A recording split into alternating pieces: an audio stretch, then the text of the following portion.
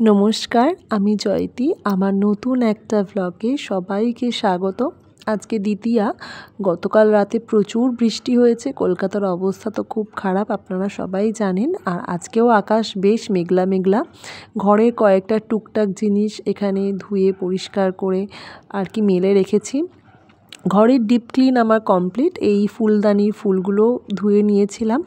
আর আজকে শরীরটা আমার একটু খারাপ, তাই একটু অগোছালো অবস্থায় আছি, তাই আর ক্যামেরার সামনে আসলাম না। আর পুজো তো প্রায় শুরু হয়েই গেছে, শুধু ঘর সাজালেই তো হবে না, একটু ভালো মন্দ খাওয়া দাওয়া তো করতে হবে। তো আজকে রান্নাটা শুরু করছি। আজকে ভাবলাম একটু ফ্রাইড রাইস আর গার্লিক চিকেন বানাবো। তো ফ্রাইড রাইসের জন্য সেরকম কোনো সবজি ছিল না, তাই একটু পেঁয়াজ আর রসুন কুচি দিয়েই ফ্রাইড রাইসটা বানিয়েছিলাম।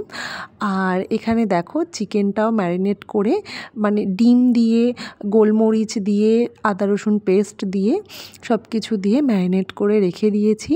আর এখানে পেঁয়াজটা হালকা হালকা ভেজে নিচ্ছিলাম। আর এখানে একটু কাঁচা লঙ্কা কুচিয়ে দিয়ে দিচ্ছি। আসলে আমি ফ্রাইড রাইসটা একটু চাইনিজ টাইপের ফ্রাইড রাইস খেতে ভালোবাসি, তো একটু সয়া সস এখানে দিয়েছিলাম যাতে একটু কালারটা আসে। তো সোয়া সসটা দিয়েও অল্প করে একটু নাড়াচাড়া করে নিয়ে দেখো ভাতটা আগে থেকেই জল ঝরিয়ে আর একটু শুকনো শুকনো করে নিয়েছি পাখার হাওয়াতে রেখে। তো এবার ভাতটা দিয়ে নাড়াচাড়া করে নিচ্ছি। আর এখানে আমি একটু এভারেস্টের শাহি বিরিয়ানি যে মশলাটা হয় সেটা আমি এখানে একটু মিশিয়ে নিচ্ছি। আমি যখনই ফ্রায়েড রাইস করি তখনই এই মশলাটা আমি ইউজ করি, আর এর জন্য স্বাদটাও খুব ভালো হয়। বিরিয়ানি মশলা কিন্তু ফ্রায়েড রাইসে দিলে বেশ ভালোই লাগে খেতে, খারাপ লাগে না। তোমরাও ট্রাই করতে পারো। এখানে একটু নুন দিয়ে আর একবার নাড়াচাড়া করেই নামিয়ে নিয়েছি। আর এখানে পকোড়াগুলোকে এবার কর্নফ্লাওয়ার একটু দিয়ে নিচ্ছি, আর এখানে দেবো আর একটু ময়দা। আর আমি কর্নফ্লাওয়ার একটু কমই দিই খাবারে, তো অল্প একটু ময়দা দিয়ে নিলাম। এবার কর্নফ্লাওয়ার আর ময়দা দিয়ে দেখো একদম সুন্দর করে ম্যারিনেট করে রেখে দিচ্ছি। আর দিয়ে নিচ্ছি একটু রাইস ব্র্যান অয়েল।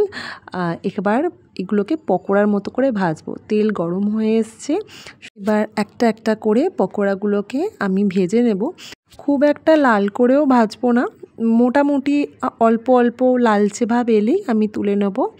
তো যাই হোক, এখানে তো আমার নিজেরই খুব পকোড়াটা খেতে ইচ্ছা করছিল। আর আমার হাজব্যান্ড তো খুব ভালোবাসে এরকম পকোড়া খেতে, বাড়িতে তৈরি পকোড়া। তো যাই হোক, এখানে দেখো এপিটোপিট একটু নাড়াচাড়া করে নিচ্ছি আর একদম মিডিয়াম টু লো ফ্লেমেই রেখেছি। আমি সম্পূর্ণ নিজের মন থেকেই এক্সপেরিমেন্ট করে এই গার্লিক চিকেনটা বের করেছি, আমি কোনো ভিডিও দেখিনি। এখানে 3 বারে আমার পকোড়াগুলো ভাজা হয়ে গেছে।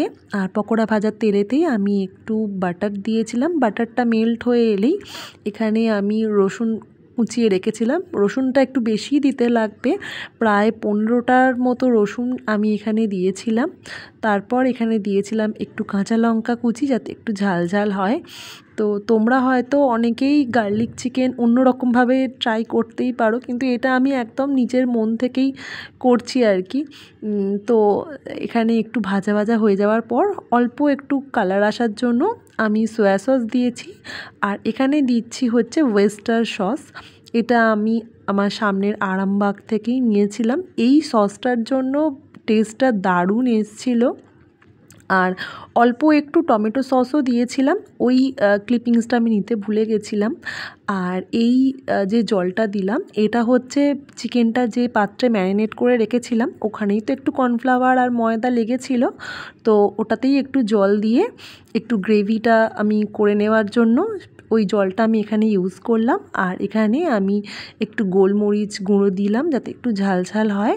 তারপর এখানে এই পকোড়াগুলো আমি ডিরেক্ট এই গ্রেভির মধ্যে দিয়ে দেবো। তার আগে একটু নুনটা চেখে দেখলাম, নুনটা খুব একটা লাগছিল না বলে নুনটা একটু দিয়ে নিলাম। এবার পকোড়াগুলো একটু ভালো করে নাড়াচাড়া করিয়ে নিচ্ছিলাম। আর মাঝখানে আমি আরেকটু জল অ্যাড করেছিলাম কারণ গ্রেভি লাগবে।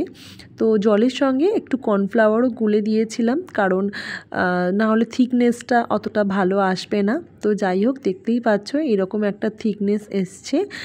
এরপর তো আর বেশিক্ষণ রাখা যাবে না, নাহলে গ্রেভিটা একদম বসে যাবে। অল্প করে নাড়িয়ে চাড়িয়ে নামিয়ে নিয়েছিলাম আমাদের রেডি গার্লিক চিকেন। আর এবার খেতে বসবো সুন্দর করে প্লেট সাজিয়ে। এই হচ্ছে ফ্রায়েড রাইস। আমি মনে হয় চালটা সম্ভবত খুব ভালোভাবেই নামাতে পেরেছি, একদম ঝরঝরে রয়েছে। তো প্রথম যখন করতাম তখন একটু জড়সড় হয়ে যেত ভাতগুলো। যাই হোক, আর এটা হচ্ছে আমাদের গার্লিক চিকেন। আমার হাজব্যান্ড তো খেয়ে বলল চিলি চিকেনের থেকেও নাকি ভালো টেস্ট হয়েছে। যাই হোক, এরপর আমিও খেতে বসে পড়েছি। আর ভিডিওটা কেমন লাগলো জানিও, ভালো লাগলে একটা লাইক আর শেয়ার করে দিও। সবাই ভালো থেকো, পুজো খুব ভালোভাবে কাটাও। চলো টাটা।